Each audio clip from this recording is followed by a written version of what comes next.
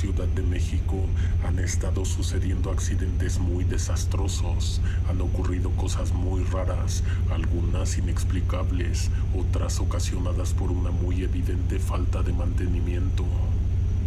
No te voy a decir que parece que estás sufriendo una maldición, pero como ya lo había dicho antes, esa tal vez podría ser la mejor explicación. Para prueba el montón de historias que llegan al respecto. Es por esto que hoy te presento 16 relatos de acontecimientos paranormales, fallos en la realidad y un par de historias difíciles de clasificar. Apaga las luces o cierra los ojos, ponte tus audífonos y que venga la oscuridad.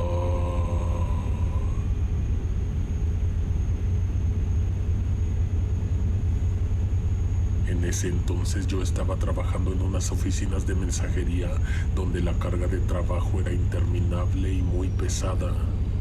Esa tarde tenía planes de salir con unas amigas, pero como andaba muy cansada, más estaba ansiosa por llegar a casa. Me fui en taxi al metro, pero me bajé un poco antes porque pasé a comprar algo de cenar por ahí cerca. Luego me dirigí hacia la estación de metro. Las luces tenues iluminaban la entrada mientras la ciudad se sumía en la oscuridad. Justo en la entrada de la estación, unos pasos antes de las escaleras, una mujer de aspecto amigable se acercó a mí. Hola, ¿cómo estás? ¿Te importaría hacerme compañía un rato? Estoy sola y me encantaría platicar, dijo con una sonrisa que no llegaba a sus ojos. Aunque apreciaba la amabilidad, la prisa me consumía y educadamente le expliqué que estaba apurada. En lugar de retirarse, la mujer comenzó a hablar de una manera inusual. Mencionó detalles sobre mi familia, cosas que solo alguien muy cercano podría saber. Me miró con ojos demasiado conocedores y habló con una extraña familiaridad. Me dijo que se acordaba cuando Rosa se perdió. Rosa es mi hermana. Cuando ella era niña se le soltó a mi mamá de la mano y se perdió en Parque Tezontle, una plaza comercial del oriente de la ciudad. Cerraron la plaza, toda la gente se puso a buscarla, revisaron cada tienda, cada bodega, todos los baños, los corredores detrás de las tiendas. Impidieron que los vehículos salieran del estacionamiento hasta que encontraran a la niña. Me mandaron a mí a la casa a avisar porque mi mamá no tenía teléfono y no se acordaba de ningún número para llamar y decirle a mi papá que Rosa estaba perdida. Me fui corriendo. La casa no estaba muy cerca de la plaza, pero así habíamos llegado, caminando, y así nos íbamos a regresar. Llegando a casa me encuentro con que Rosa, de 4 años de edad, estaba sentada en el sillón viendo televisión con mi papá. Él, al verme, me preguntó que dónde estaba mi madre. Yo le dije que en la plaza, pero no le pude decir que se había perdido mi hermana, porque ella estaba ahí. Sabía que se iba a enojar si se enteraba de que Rosa se había regresado sola. Le dije que únicamente volví por dinero. Entré a mi cuarto y saqué dinero de la alcancía. Me fui en taxi. Le dije a mi mamá que mi hermana estaba en la casa. Se sintió muy apenada. Le pidió disculpas a la gente de seguridad de la plaza y entonces nos fuimos. Nadie más que mi madre y yo sabíamos lo de mi hermana. Nunca le encontramos explicación porque cómo fue que una niña de 4 años se había ido caminando tantas calles entre las que había 2 vías rápidas hasta llegar a su casa. Esa mujer que me detuvo en la entrada del metro supuestamente se acordaba de eso, a pesar de que te puedo jurar que yo nunca antes la había visto en la vida. Yo me encontré a Rosa en la calle, se salió de la plaza y atravesó el estacionamiento. Vi que afuera de la plaza había un carro y a bordo un hombre y una mujer. Ella le hablaba a la niña, se veía que tenía intenciones de subirla al carro porque abrió la puerta de los asientos traseros y se fue acercando a ella muy despacio para no llamar la atención de nadie. La tomé de la mano y me la llevé hasta tu casa, terminó de decir aquella persona en la entrada de la estación. Le di las gracias aunque no entendí muy bien por qué lo hice. Me despedí propiamente y me dirigí hacia las escaleras que conducían a la estación subterránea, pensando en lo que acababa de escuchar. No podía creer que fuera real lo que me acababa de suceder.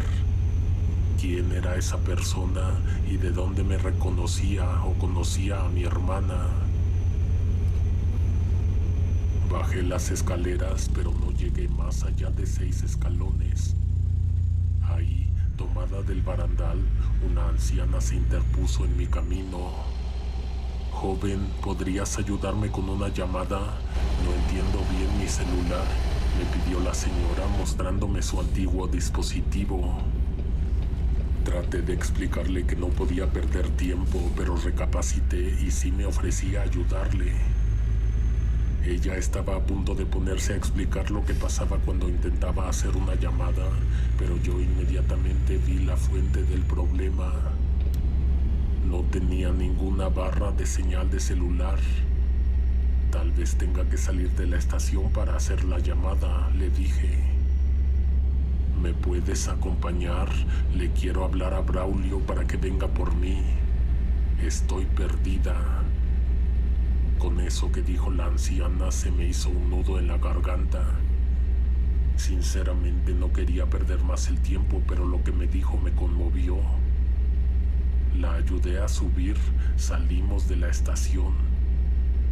En la entrada seguía esperando a aquella mujer que se me acercó cuando entré.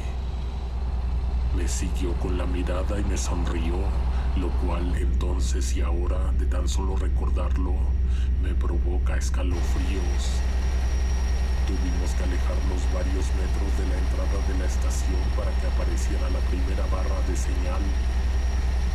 ¿A quién dijo que le quería marcar? Le pregunté a la señora, aunque yo recordaba bien el nombre: Braulio.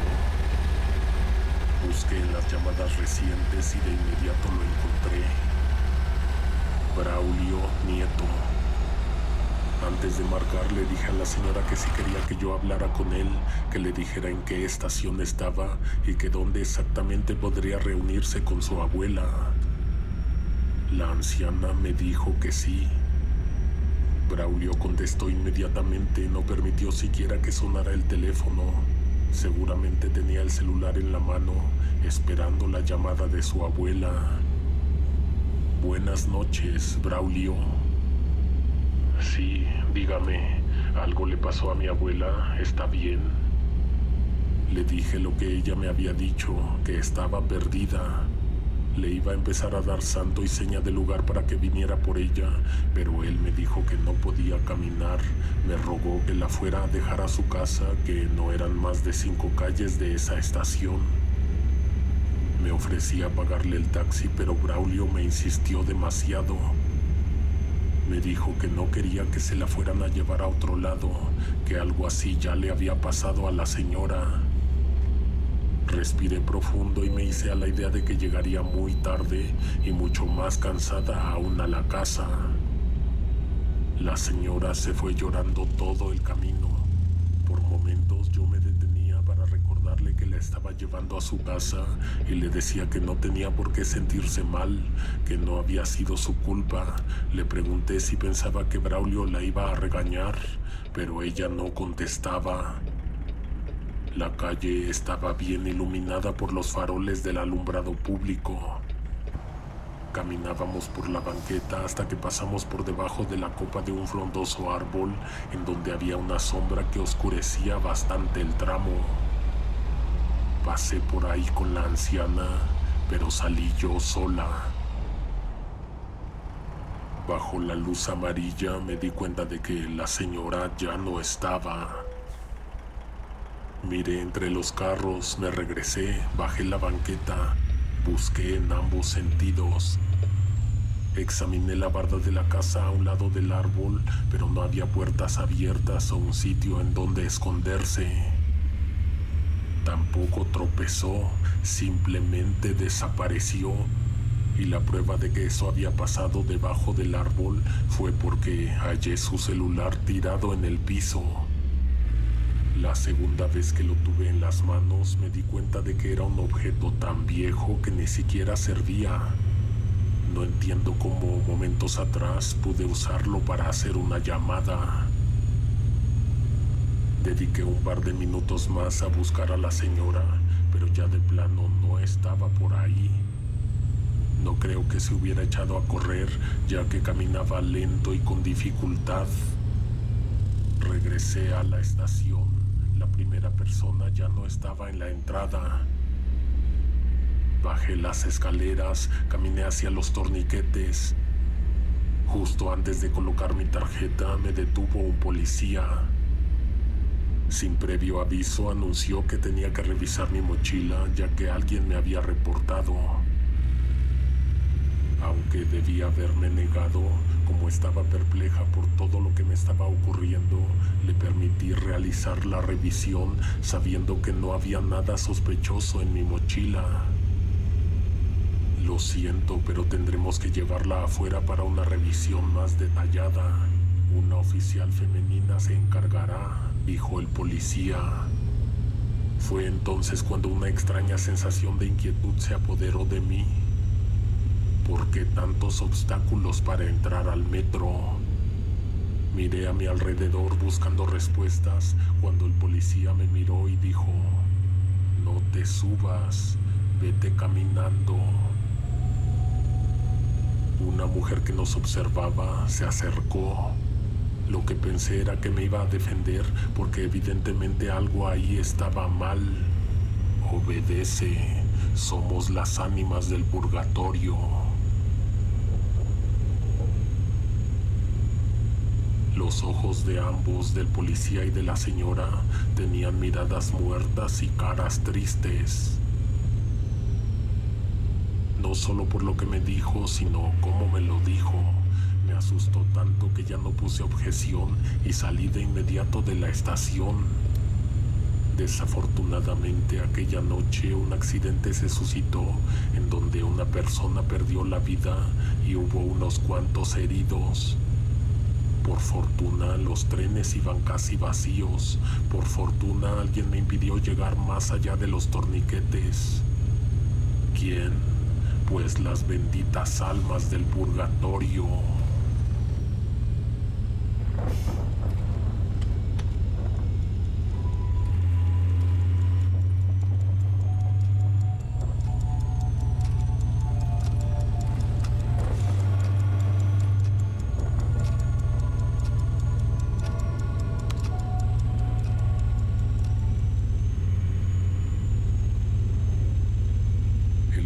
Día de clases del último año de prepa, después del discurso de despedida de la directora, de todos los grupos empezó a correrse la voz de que nos íbamos a ir a festejar a las trajineras en Xochimilco.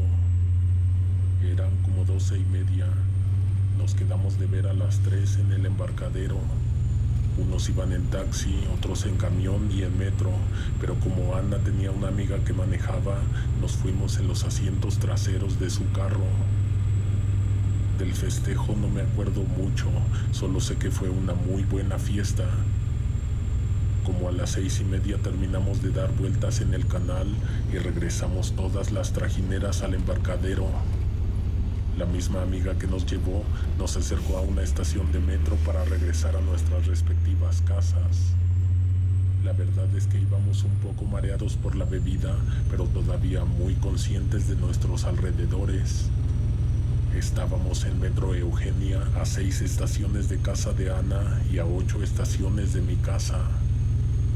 Nos quedamos unos metros antes de los andenes, recargados en unas columnas que hay a sus espaldas, planeando irnos a otro lado porque todavía teníamos energía y ganas de andar en la calle.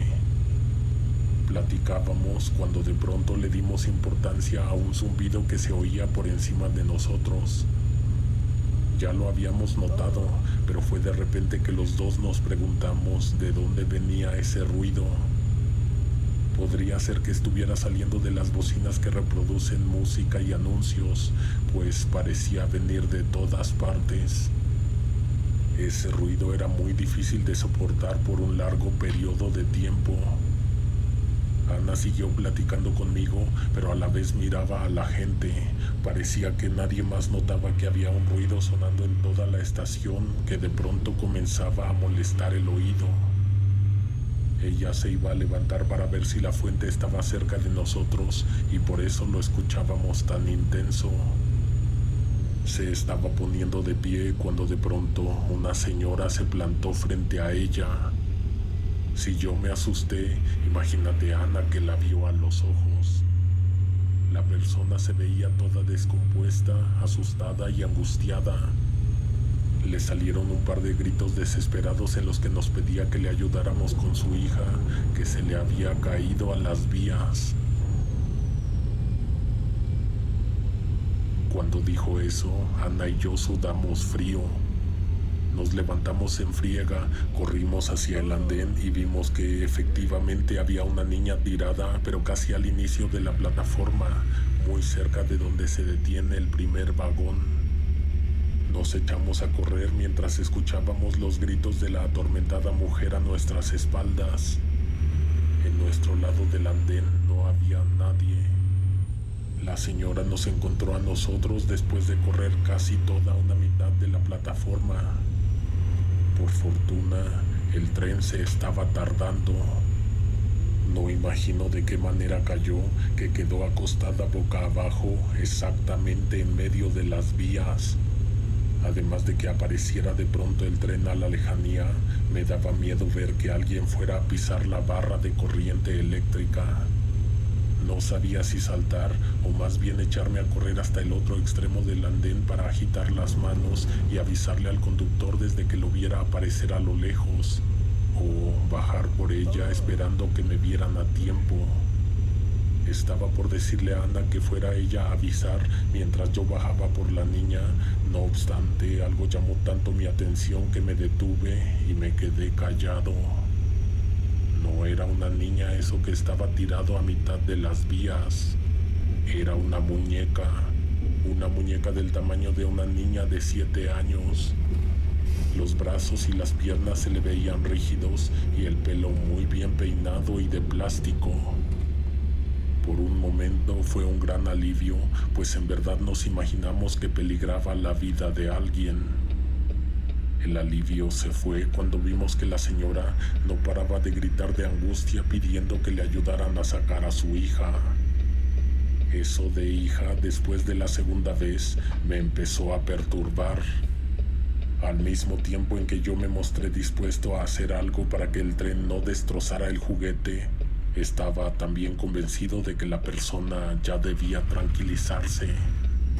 El conductor me vio a mí y vio a la muñeca, que también pensó que era una niña y frenó mucho antes de acercarse a nosotros. El chofer lo vio, Ana lo vio, yo lo vi, 2 o 3 personas que se encontraban muy pendientes de lo que estaba pasando en el otro andén lo vieron. La muñeca se levantó y se echó a correr hacia el túnel. Te juro que todos dimos pasos hacia atrás. Solo el chofer salió de la cabina y se acercó a nosotros. Creo que él no vio que era una muñeca, aunque sí lo escuché comentar que se le había hecho que caminaba muy raro. Evidentemente pidió por teléfono que hicieran el corte de energía y que mandaran a alguien inmediatamente a buscar en el túnel a una niña. No era una niña, le dijimos al conductor, era una muñeca, le pertenecía a esa señora. Ya habíamos notado que había dejado de gritar, pero no nos imaginamos que al voltear, la persona ya no iba a estar ni ahí ni en ningún otro lugar cerca. Cuando el conductor se acercó a nosotros, seguro le llegó el aliento alcohólico. Fue él el primero que nos preguntó si nosotros teníamos que ver algo con lo que estaba pasando. Si conocíamos a la persona a la niña, si venían con nosotros. Claro que no nos iban a creer que era una muñeca, hasta que personas del otro andén se pasaron a este para hablar con los trabajadores que iban llegando. Todos vieron a una muñeca que nunca encontraron. Para su búsqueda, el servicio estuvo detenido casi 40 minutos. Después de ello, nosotros nos subimos al tren y bien confundidos nos fuimos para nuestras casas.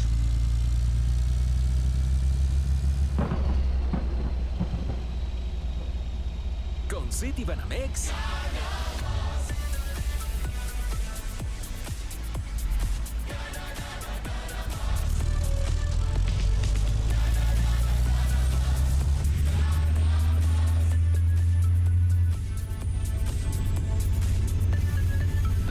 Conoce cómo ganar más en citibanamex.com/gana más promos.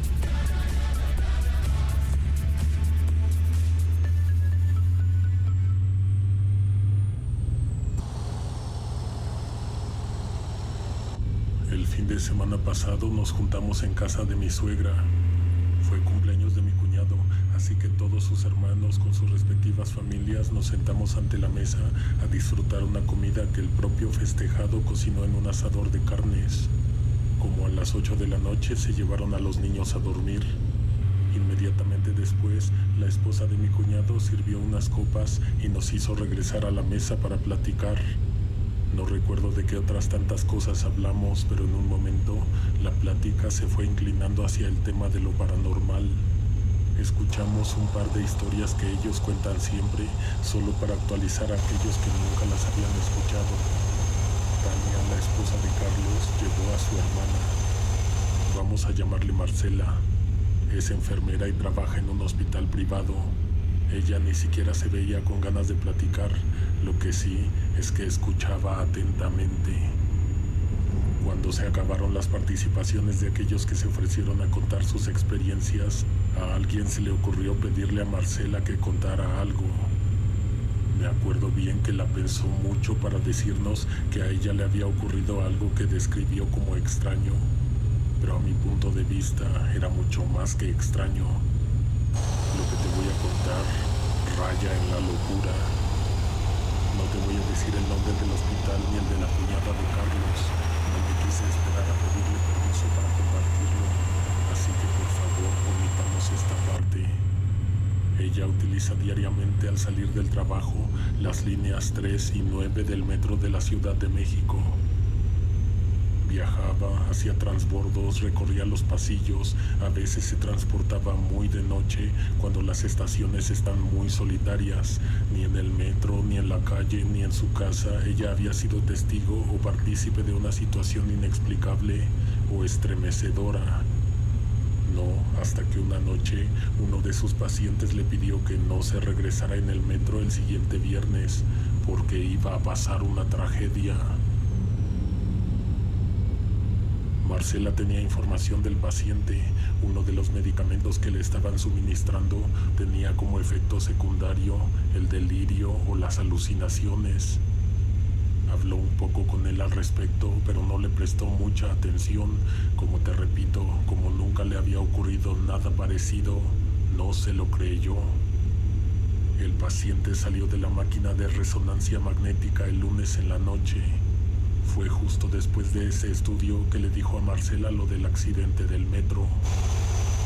Lo iban a llevar a quirófano, pero algo sucedió y la cirugía tuvo que ser pospuesta. El martes no estuvo Marcela. El miércoles le tocó estar pendiente de ese paciente en recuperación de la cirugía que sí se efectuó ese día. Estuvo toda la madrugada de guardia. Trabajaba en la computadora cuando escuchó ruidos en una sala. Fue a ver, pero el paciente no se encontraba en su cama. Sobre las blancas sábanas había una gran mancha de sangre. En el suelo, gotas y huellas oscuras. Ella dijo que lo que se veía en la cama y en el suelo no parecía corresponder a la herida del procedimiento que le realizaron. Siguió el rastro y encontró a su paciente sentado en la cama de otra sala. Pensó por un momento en no llegar hasta dentro de la pieza e ir a avisar y pedir asistencia. La persona estaba perdiendo mucha sangre porque tenía una cortada muy fuerte en un dedo. El bisturí estaba tirado a un lado, escurriendo. La persona actuaba como si no sintiera dolor, parecía como si aún estuviera durmiendo y se hubiera levantado sonámbula. Vio a los ojos a Marcela, aunque parecía que tenía la mirada perdida. Le dijo que no se subiera al metro el día viernes, porque ese día iba a pasar algo muy malo. Segundos después, la persona salió del trance o despertó. Repentinamente sintió el dolor, se vio la mano y se asustó tanto que empezó a tener un ataque de nervios. Un médico que se encontraba en guardia bajó de los pisos superiores a encargarse de la herida en la mano. Marcela nos dijo que pensó que lo que le estaba pasando ahora podía deberse a la anestesia. Seguía sin sospechar nada. El jueves al paciente le estuvieron haciendo más estudios desde muy temprano, pero Marcela no estuvo presente. A la hora en que se retiró, pasó a los baños y se encerró en un módulo. Ella recuerda haberse encontrado completamente sola en las instalaciones. El silencio de ahí solo era interrumpido por las motocicletas que pasaban a toda velocidad por el periférico. De pronto, golpearon la puerta que tenía frente a ella. Inmediatamente respondió que ese módulo estaba ocupado. Sin embargo, cuando miró por debajo de la puerta, vio que no había nadie. Tal vez tocaron en el de al lado y se escuchó muy fuerte. Esta segunda vez que golpearon, ella vio que su puerta fue la que se sacudió. No solo vio eso, en la rendija había una cara asomada, muy a pesar de que no se veían pies tocando el suelo. Era el paciente. Estaba buscando específicamente a Marcela para decirle que mañana iba a ser el día del accidente, que por favor evitara utilizar el metro. Aunque no lo quería aceptar, ya le estaba dando miedo que en realidad fuera a pasar algo. La cuñada de Carlos juró que cuando la persona despegó su mirada de la abertura a un lado de la puerta, no hizo ruido de que se alejaba y tampoco se escuchó que alguien saliera de ahí. Marcela salió con cuidado y revisó el resto de las instalaciones, pero no encontró a nadie. Aún le faltaban unas horas a su turno, mismas en las que no se pudo sacar de la cabeza lo que había visto y oído. El día siguiente, cuando terminó su guardia, recogió sus cosas, se despidió de sus compañeras y salió del hospital. Estuvo a punto de tomar un taxi porque no dejaba de imaginarse la clase de accidente que podría o no podría ocurrir bajo tierra, en el metro. Caminó las 6 o 10 cuadras que la llevaban a la estación. Antes de entrar, volvió a considerar lo del taxi. Estuvo unos minutos afuera hasta que decidió desechar la opción. Iba a bajar por las escaleras, pero de nuevo se detuvo. Le vino muy convenientemente la idea de pasar por algo de comer antes de irse. Matar el tiempo, diría yo. Terminó de comer, pagó, se levantó y caminó hacia la entrada de la estación. No bajó como siempre la escalinata, lo hizo lento, como dándose un tiempo para dejar que ocurriera lo que tenía que ocurrir. A ella y a unas cuantas otras personas las detuvieron en los torniquetes. Suspendido el servicio, alguien se aventó. Todos los que escucharon eso sintieron escalofríos, pero Marcela dice que hasta se le empapó la espalda de sudor frío. Sucedió el accidente en el día y en la hora indicados. Todavía no desalojaban la estación, así que se apresuró para ser de las primeras en tomar un taxi para ir a casa. Marcela sabía el día en que daban de alta a esa persona. Sabía que no la iba a encontrar cuando volviera a su siguiente turno. Hubiera deseado haberlo comentado con sus compañeras para que fueran testigos de la premonición. De todos modos, buscó el momento para platicarles, pues se lo tenía que sacar de adentro. La reacción de las otras enfermeras fue la esperada. Un poco de asombro, pero también la pregunta de ¿por qué no nos dijiste antes para que nosotras tampoco lo usáramos? Pasaron como 5 o 6 semanas. El susto de lo sucedido ya se había desvanecido por completo. Entonces llegó otra paciente y le dijo exactamente lo mismo, que no se subiera al metro el siguiente viernes porque iba a ocurrir una tragedia. Fue una diferente voz, pero las mismas palabras. Esa persona también hizo cosas extrañas durante el tiempo en que estuvo en el hospital. Ella no solo le dijo a Marcela, también a las otras enfermeras y a los doctores. Ese comportamiento le ganó a la paciente que le hicieran otra clase de estudios para ver si estaba bien. A veces se le encontraba como en trance, como un poco desconectada. Cuando estaba más lúcida, decía que escuchaba cosas. Ella, al igual que el otro paciente, no habían sido admitidas por problemas de la cabeza, lo cual era algo muy extraño para quienes estaban revisando el caso.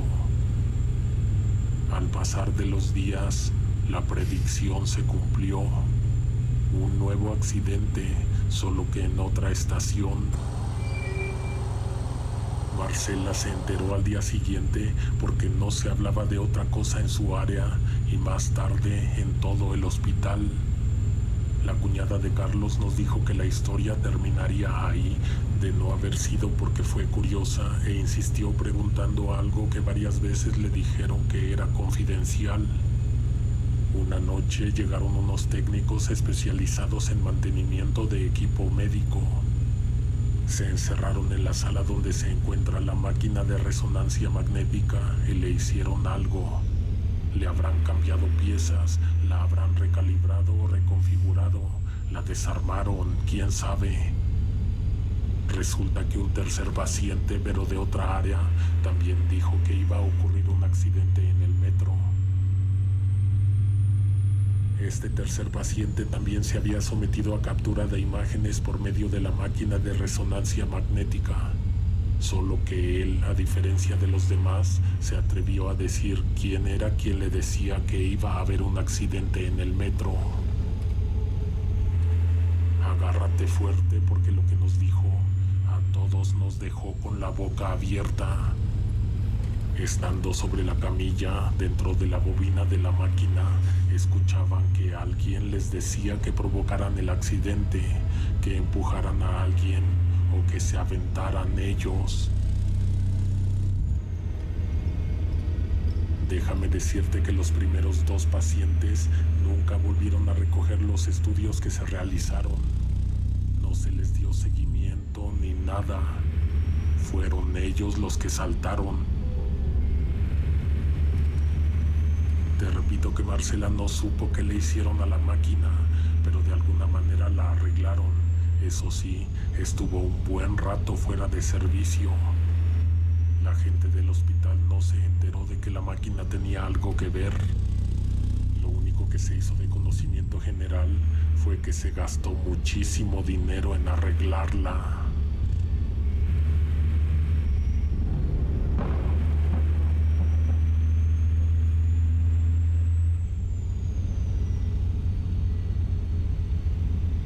Lo recuerdo como si hubiera ocurrido ayer. Ese día, una tía nos invitó a su casa a tomar pan con chocolate.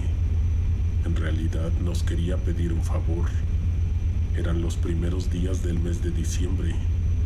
Angelina, la hermana mayor de mi mamá, en esas fechas se dedicaba a embolsar decoración navideña. Otros años había contratado empleados para que le ayudaran, pero algo pasó y esa gente no se presentó. El caso es que se le acumuló el trabajo porque el tiempo se le vino encima. Para eso nos llamó, para que le ayudáramos. Además de ella estaba su esposo, su hijo, dos de mis primas, el novio de mi hermana, mi mamá y yo. Nosotros llegamos un poco tarde, pero los demás estuvieron trabajando con ella desde mediodía. A las 7 de la noche, la única que hacía falta era Marta, otra de mis tías. Ella había ido al centro a surtirse de bolsas. Se fue tarde porque no se habían dado cuenta de que se estaban quedando sin material. Sin embargo, llamó a la tienda y les pidió que la esperaran. El caso es que dieron las 9 de la noche y ella no regresaba. Mi primo ya se había ido a dar varias vueltas al metro porque se suponía que ella iba a llegar con varias cajas y pues él se estaba ofreciendo a ir a ayudarle. La primera vez volvió después de 40 minutos. Mi tía entonces sí tenía celular, pero creo que fue una época en la que todavía no había red en la parte subterránea. Estuvieron tratando de marcarle, pero la llamada simplemente no entraba. La estación del metro no estaba nada lejos de la casa. A la tercera vuelta, Jesús regresó muy preocupado, pero no dijo nada. Bueno, no hizo alboroto.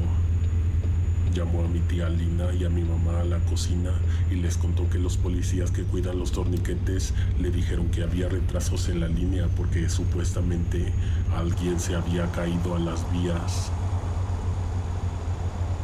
Obviamente se alarmó demasiado y quiso utilizar el transporte. Sin embargo, en ambos sentidos se encontraba suspendido el servicio.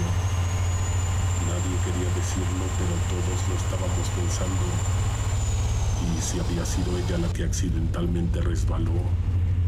Según mi primo, no le dieron información sobre si se trataba de una fatalidad, cuándo restablecerían la marcha de los trenes, si había sido un hombre o una mujer. Esto último es muy importante, recuérdalo. Siguieron marcando, pero la llamada se iba directamente al buzón.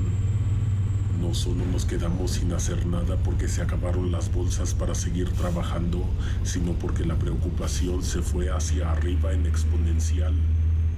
Mis primas y el novio de mi hermana fueron también a la estación, pero no los dejaron entrar. A las 11:40 se escucharon las llaves en la cerradura de la casa y todos volteamos aliviados. Era Marta, venía sana y a salvo, sin embargo se veía pálida y apenas podía hablar. Era evidente que estaba en shock, pues inmediatamente después de que entró se dejó caer a uno de los sillones. Todos le preguntaban al mismo tiempo si estaba bien, pero ella no podía responder. Dimos por hecho que mi tía había visto el accidente, no había otra explicación. Pues no, ella no fue testigo de eso, sino de algo más terrorífico. Le sirvieron agua, le dieron un pan para que se calmara, la ayudaron a que se descalzara los zapatos y le pusieron una compresa cálida en la frente porque estaba muy pálida y tenía la piel muy fría. Resulta que horas atrás, allá en el centro, cuando ella bajó a la estación, ya se había acumulado la gente que esperaba el tren. Su primer retraso fue de 25 minutos, entonces empezó a correr la voz de que un par de estaciones antes una persona se había aventado a las vías. Mi tía Marta dijo que no nos desalojaron porque también se decía que en cualquier momento volverían a correr los trenes. Otros 25 minutos adelante apareció el convoy. Venía algo lleno, aunque no exageradamente, como viene a las 6 de la tarde entre semana. A bordo del vagón, la gente que venía de las estaciones anteriores hablaba de lo que sabía de lo ocurrido, con quien fuese que se atreviera a preguntar. Ya sabes cómo le gusta a la gente el chisme. Además, lo que ocurrió fue tan extraño que ameritaba que se plantearan todo tipo de teorías. Se supone que, efectivamente, varias personas, incluyendo el conductor, vieron el momento en que un hombre saltó al paso del tren. Quienes iban a bordo, además del golpe, sintieron un fuerte enfrenón que a varios sacó volando de su asiento. La gente que no vio dio por hecho que no fue algo tan grave como el choque de dos trenes, pero después de eso se escuchó que se apagaron los ventiladores y la marcha. Creo recordar que ella dijo que hasta las luces del interior de los vagones se apagaron. hubo movilización de elementos de seguridad y de trabajadores. Durante varios minutos los usuarios del sistema de transporte no se enteraron de lo que acababa de ocurrir. La gente chiflaba, se asomaba hacia el inicio de la plataforma, donde solo se podía apreciar que había un montón de gente arremolinada hasta el frente. Hubo varios momentos de confusión, primero porque iban a desalojar el tren y luego la estación, luego porque siempre no, después que sí. Cerraron las puertas con la gente que se había quedado adentro e hicieron retroceder unos metros el convoy. Tía Marta dice que le contaron que en las vías de la dirección contraria habían trabajadores caminando, mirando debajo de las llantas, buscando en rendijas y en los recovecos de los pesados vagones. Sí se aventó alguien, pero no lograban encontrar el cuerpo.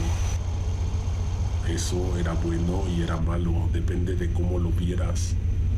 Bueno, porque si no había cuerpo, no había accidente, no había herido, no había fatalidad, no había motivo para mantener suspendido el servicio. Era malo no encontrarlo, porque seguramente en el momento menos indicado iba a aparecer. Sería arrastrado hasta mitad del túnel, provocaría un desastre difícil de resolver y de limpiar. Hicieron aún más para atrás el tren.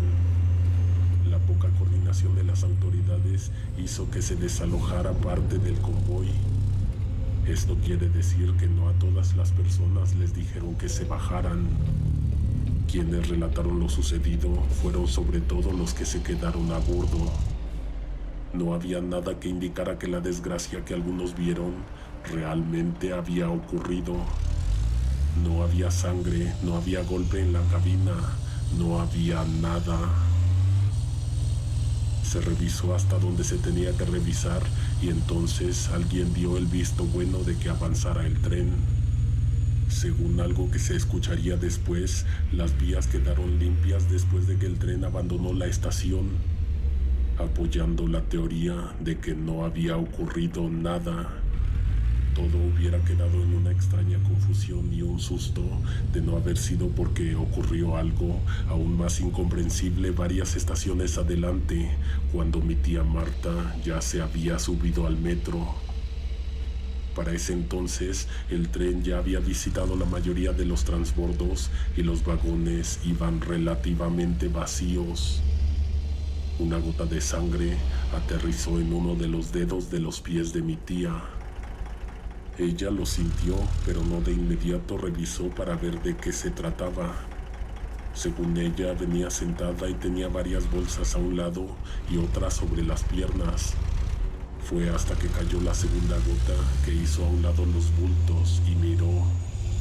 Mientras ella inspeccionaba abajo, la persona que tenía enfrente miraba el techo del carro. Arriba una mancha de sangre se había formado y varios hilos corrían en dirección contraria del sentido del tren. Dejar que la mente se encargue de imaginar qué era lo que acababa de pasar podría despertar los más bajos sentimientos humanos. La sangre estaba saliendo de la ventila. Todos sacaron sus propias conjeturas sobre a dónde había ido a parar el cuerpo, y lo que la mayoría de la gente imaginaba era escalofriante. La persona que se encontraba frente a mi tía Marta se levantó horrorizada y jaló la palanca. El tren se detuvo unos instantes, luego volvió a avanzar pues faltaba muy poco para la siguiente estación. Trabajadores y autoridades actuaron mucho más rápido de lo que alguna vez se les había visto actuar. Aquí haré un paréntesis porque me parece necesario examinar un poco lo que nos han contado y compararlo con los hechos. Las ventilas no conectan con agujeros en la parte superior de los trenes. No hay ductos, no existen. No obstante, cuando los trabajadores de la estación fueron a revisar, encontraron una mano colgando del techo del tren por la parte de afuera y por arriba. Una mano conectada a un brazo y un brazo que aún le pertenecía a un torso. Si se preguntan cómo llegó el cuerpo ahí, todos los usuarios, todos los empleados y todos los curiosos se lo preguntaron también. Aunque, según mi tía, ya no había mucha gente presente en la estación. A lo inexplicable e insólito se le sumó lo aterrador cuando se escuchó algo así como una carcajada ahogada, como una garganta tratando de expulsar un líquido. Sería ahora sí el momento de vaciar la estación y llamar a los servicios médicos y forenses. En teoría, porque lo que sucedió después dejó a todos boquiabiertos.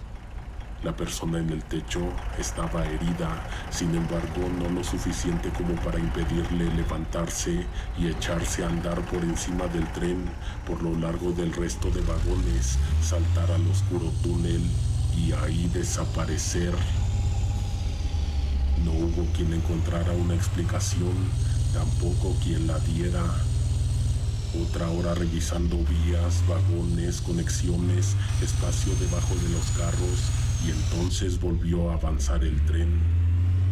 Mi tía llegó a casa bastante confundida por lo que le ocurrió en la línea 8, pero además horrorizada y sin habla porque ella vio que el sujeto tenía desprendida una parte de la cara. La visión, según Marta, fue escalofriante, pues dijo que el esqueleto sonreía, pero porque no había piel en el rostro que lo estuviera cubriendo.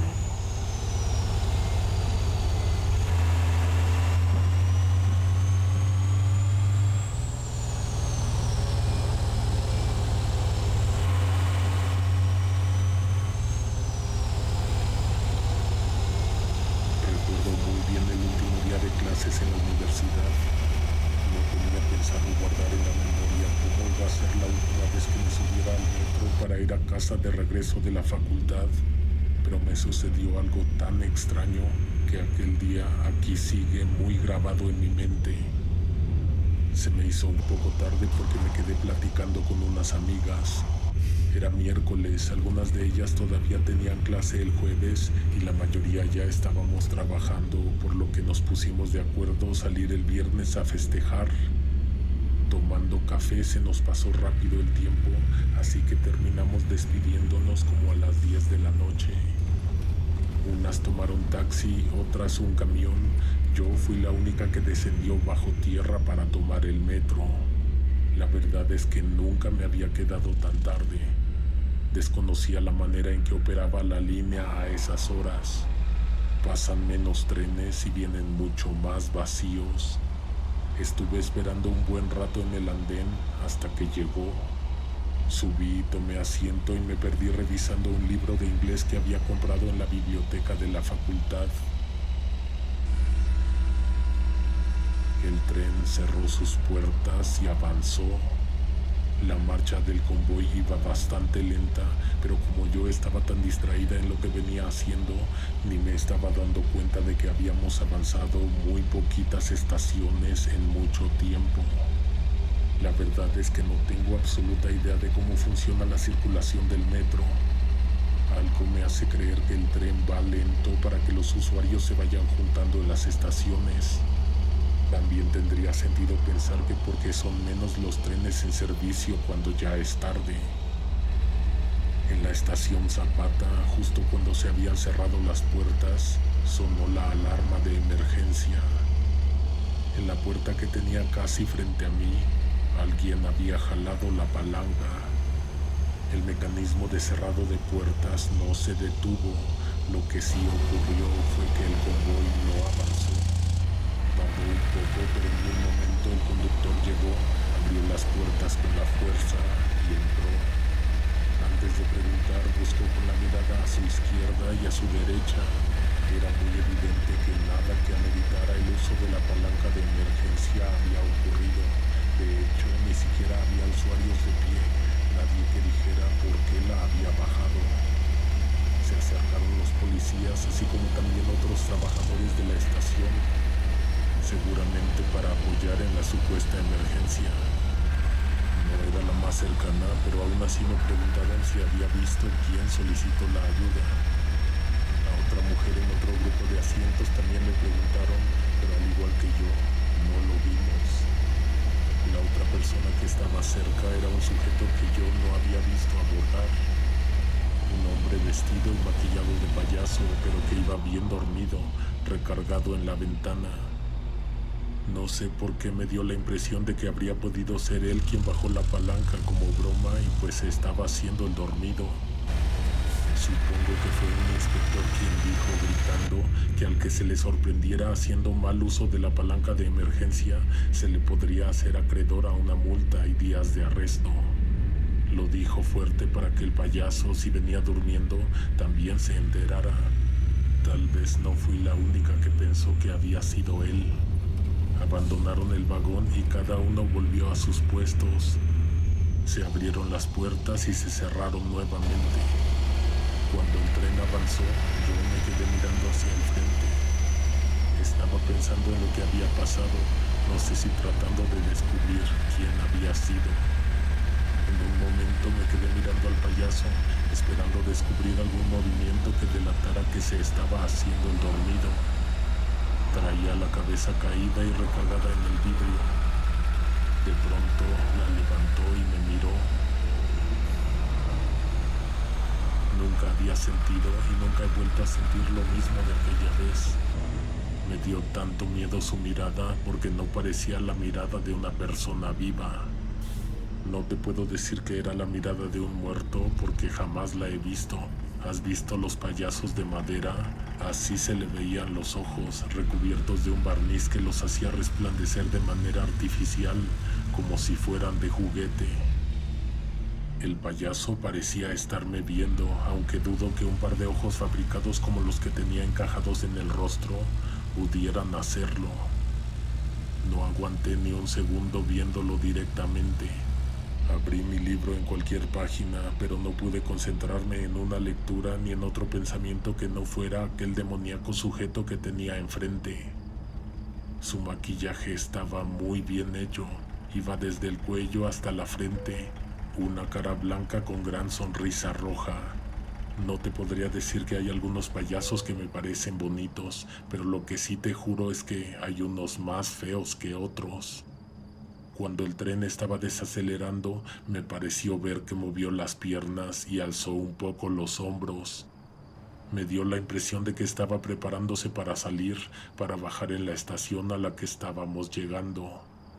Sí se levantó, pero no para descender, sino para bajar la palanca de emergencias. Ahora sí no cabía duda de quién la había bajado en la estación anterior. Otra vez se interrumpió la marcha del tren. Esta vez el conductor llegó más rápido, casi corriendo. Era muy evidente que venía molesto, con muchas ganas de localizar al responsable de estar afectando la ruta. Entró al vagón e inmediatamente le señalé a la persona que yo había visto activar la palanca. Para ese momento, el payaso ya había vuelto a la posición de estar recargado en la ventana y aparentemente dormido. El conductor desactivó la alarma e inmediatamente se dirigió al sujeto. Lo quiso sacudir del hombro, pero tan pronto como hizo contacto con él, quitó la mano porque algo le había picado el dedo. Una gran gota de sangre apareció en la punta. El chofer se limpió el dedo con su pañuelo y luego regresó con el payaso. Lo tomó del brazo un poco más abajo del hombro y lo sacudió. Al hacerlo, el conductor volvió a retirar la mano, no porque se hubiera vuelto a lastimar, sino porque algo lo asustó. La sensación, el peso, el material con el que estaba constituido ese payaso lo hizo sentirse raro.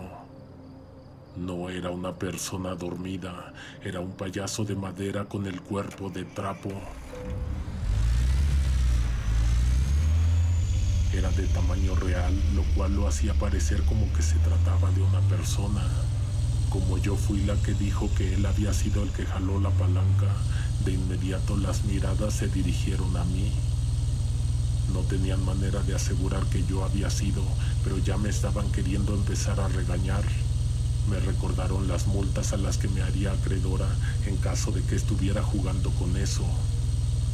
Una mujer los iba a interrumpir, pero se esperó a que terminaran conmigo para decirles que ella también había visto al payaso levantarse. Entonces se llevó las manos a la boca y ahogó un grito. El payaso se había movido mientras nadie veía. Despegó la cara de la ventana y levantó la cabeza. Creo que solo a la otra pasajera y a mí nos pareció sorprendente y escalofriante. Ellos seguro pensaron que alguno de los policías lo había movido. La próxima que alguien baje la palanca, vamos a presentar a todos ante el juez, dijo el conductor. Lo que hice fue cambiarme de lugar. Me fui hasta el extremo y me senté dando la espalda. Recuerdo que no duré mucho así, ya que me daba un poco de ansias y nervios no poder ver al sujeto que estaba causando todo. Imaginar que tal vez se acercaría a mí y me llegaría por detrás. Sentí una punzada en el estómago cuando vi en su dirección. Se había cambiado de asiento, pero eso no era lo más terrorífico. Se pasó a donde yo estaba sentada. Su posición debería ser mirando al frente, sin embargo, había girado medio cuerpo para verme. La siguiente estación era donde tenía que salir. No me importaba si aquella cosa bajaba de nuevo la palanca, se seguía en el metro o hacía alguna otra cosa extraña. El tren ya había llegado al andén y estaba bajando la velocidad. Una tercera vez, ese payaso se levantó y bajó la palanca. Lo hizo al momento en que se abrieron las puertas. Inmediatamente descendió del vagón y se fue caminando rápido por la plataforma hacia los túneles de salida. Al ver eso, me fui lento, no me lo quería encontrar. Cuando vi que el conductor ya venía hacia acá, entonces apresuré un poco el paso. De lo que sucedió en el vagón, ya no supe más. Espero que le hayan vuelto a decir todos que había sido el payaso y que se había salido corriendo, aunque no tuviera lógica, pues solo era un muñeco. También esperaba que no pensaran que yo me había salido con él. Seguro las cámaras de la estación podrían ver que no había sido así. No fue sino hasta que llegué a la salida que me dio miedo imaginar que el payaso podría estar esperándome afuera. Tal vez no estaría aguardando específicamente por mí, pero si lo veía afuera, me iba a espantar mucho. Salí de la estación y lo busqué con la mirada. No lo encontré, me sentí aliviada.